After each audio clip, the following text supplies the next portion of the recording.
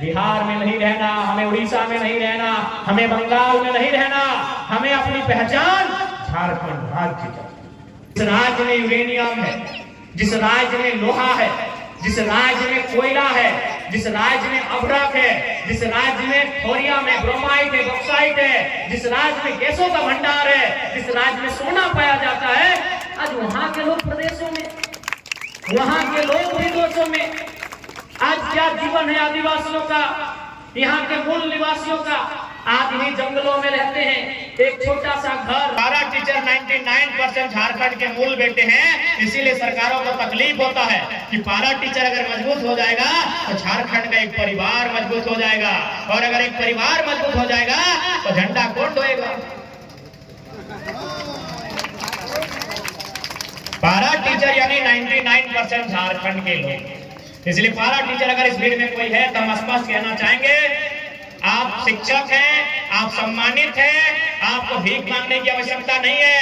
अगर हम लोग सत्ता में आके बैठते हैं तो भले विधायक लोग का पेमेंट 3 लाख से 30 हजार कर देंगे, भले पूर्व विधायक का पेंशन जो 50-60 हजार पेंशन बंद कर देंगे, लेकिन पारा रहे, चाहे पारा मेडिकल रहे, चाहे रसोईया रहे, उनकी समस्याओं का समाधान इसी खजाने से होगा।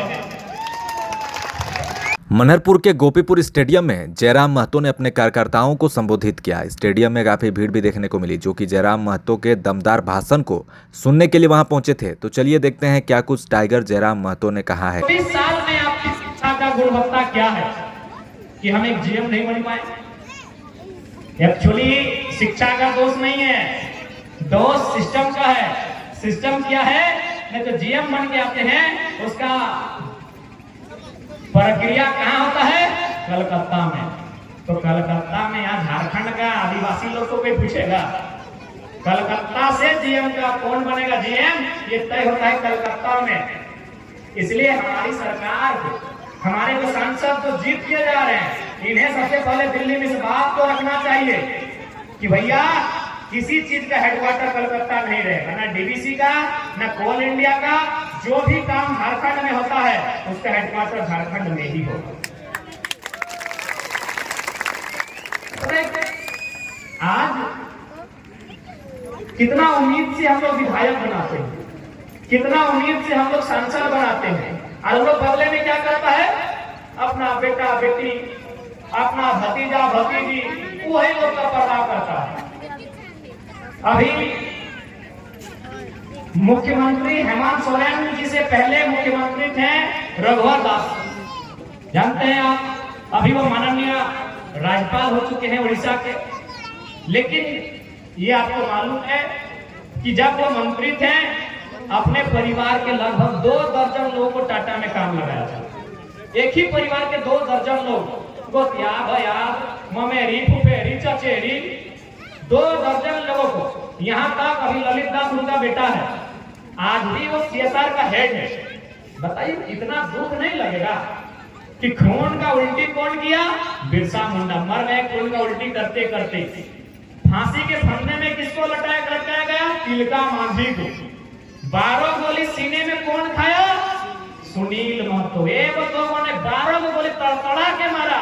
और अगर छत्तीसगढ़िया ललित दास अगर यहाँ टाटा में आके फुटानी करेगा, रंगदारी करेगा, तकलीफ तो होगा, तकलीफ नहीं होगा। हाँ, उसका एक कितना जमीन नहीं गया है। टाटा जमशेदपुर बनने में कितना जमीन गया है। झारखंड के चाहे कुर्मी समुदाय रहे, हो समुदाय रहे, संथाल समुदाय रहे, या गौड़ समुदाय रहे, या भूमिज रहे, या कोई और समाज रहे, यानी जमीन किनका गया, झारखंड के लोगों का जमीन गया। झारखंड के लोगों का जमीन गया। अभी कितना, लगभग 100-150 गांव। अंग्रेजों ने जब हमारी फसल, हम फसल उगाते थे और वो हमसे खजाना लेके जाते थे, तो जब अंग्रेज आए तो कोल्हान की धरती में बहुत जोरदार विरोध हुआ। चाहे वो कोल विद्रोह रहे, या चुहाड़ विद्रोह रहे, या भूमि विद्रोह रहे, कोल्हान की मिट्टी में अंग्रेजों को हमेशा हम लोगों ने दिन में तारा दिखाने का काम किया है। यदि भारत देश को आजादी मिली है और अंग्रेजों के दांत किसी ने खट्टे किया है, तो कोल्हान प्रमंडल का नाम भी स्वर्णिम अक्षरों में लिखा गया।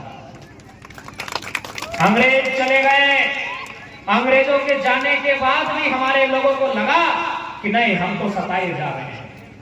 अंग्रेज चले गए, अंग्रेज हमें सताते थे, अंग्रेज हमें मारते थे, पीटते थे, हमारी घर की महिलाओं का अपमान करते थे, उनके साथ गलत व्यवहार करते थे। लेकिन अंग्रेजों के जाने के बाद भी हमें लगा कि नहीं, हमारे साथ अभी भी गलत हो रहा। फिर हमने क्या किया कि हम अब अलग राज्य लेंगे। हमने देश को आजाद करवा लिया है, हमने हिंदुस्तान को अंग्रेजों की 200-250 वर्षों की गुलामी की दास्ता से आजाद करा लिया है। लेकिन अब हमें लगता है कि हमें अलग राज्य भी चाहिए। हमें बिहार में नहीं रहना, हमें उड़ीसा में नहीं रहना, हमें बंगाल में नहीं रहना, हमें अपनी पहचान झारखंड राज्य चाहिए। फिर शुरू हुआ झारखंड आंदोलन की लड़ाई। कभी जयपाल सिंह मुंडा, कभी कार्तिक उरांव, कभी एनी होरो, तो कभी विनोद बिहारी महतो, शिबू सोरेन, कॉमरेड ए.के. राय, तो कभी निर्मल महतो के सीने में लगी वह गोली जिसकी गूंज आज भी सुनाई देती है। यही कोल्हान की मिट्टी थी जब 8 अगस्त 1987 को जमशेदपुर के चमारिया गेस्ट हाउस में शहीद निर्मल महतो की हत्या की जाती है। वह गूंज दिल्ली तक सुनाई देती है। और उस समय भारत देश के तत्कालीन प्रधानमंत्री, वर्तमान में स्वर्गीय राजीव गांधी, आज वो दुनिया में नहीं है, उनके कानों तक ये आवाज जाती है कि एक प्रदेश है, झारखंड के लोग अलग राज्य की मांग कर रहे हैं। वो निर्मल दा की सीने में लगी गोली ही थी। इस झारखंड को बनाने में हर एक समुदाय, हर एक वर्ग के लोगों ने संघर्ष किया। चाहे वह संघर्ष जयपाल सिंह मुंडा का हो, विनोद बिहारी महतो का हो, या पोटो हो का हो, या लाखो बोदरा का हो, या निर्मल महतो, सुनील महतो का हो। इस राज्य को बनाने के लिए अनगिनत लोगों ने संघर्ष किया, अनगिनत लोगों ने अपने गर्दन को कटा दिया इस राज्य को बनाने के लिए। लेकिन आज 24 साल के बाद, आज 24 साल हो चुका है हमारे इस राज्य का बना हुआ। आज 24 साल के बाद भी गांव की पगडंडियों में, खेत खलिहानों में, चाय की दुकानों में, पान की दुकानों में आज भी एक चर्चा है कि हमने ये राज्य क्यों लिया था, इस झारखंड राज्य को हमने अलग क्यों किया था। आज भी लोग चर्चा कर रहे, क्यों? एक क्वेश्चन मार्क है। ये राज्य किसके लिए? आज अगर हम इसी मनोहरपुर की बात करें, ना शिक्षा की व्यवस्था सही है, ना बढ़िया ITI का कॉलेज है, ना किसी प्रकार से यहाँ के युवा डिप्लोमा कर सकते हैं, ना एजुकेशन में यहाँ तगड़ा है, ना स्पोर्ट्स के लिए कोई कोर्स है, ना हॉस्पिटल की फैसिलिटी है, ना रोजगार की फैसिलिटी है, ना अच्छे सड़क, ना बिजली, ना पानी की सुविधा है। तो सवाल है कि झारखंड क्यों और किसके लिए? हम झारखंड के लोग हैं ना। आज भी ये सवाल है, 24 साल के बाद भी ये सवाल है कि झारखंड राज्य क्यों बना।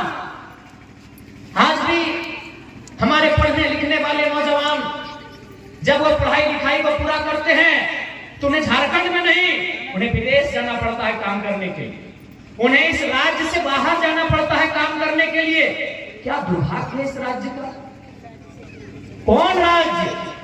जिस राज्य में यूरेनियम है, जिस राज्य में लोहा है, जिस राज्य में कोयला है, जिस राज्य में अभ्रक है, जिस राज्य में थोरियम है, ब्रोमाइट है, बॉक्साइट है, जिस राज्य में गैसों का भंडार है, जिस राज्य में सोना पाया जाता है, आज वहां के लोग प्रदेशों में, वहां के लोग विदेशों में। आज क्या जीवन है आदिवासियों का, यहाँ के मूल निवासियों का। आज ही जंगलों में रहते हैं, एक छोटा सा घर, एक छोटी सी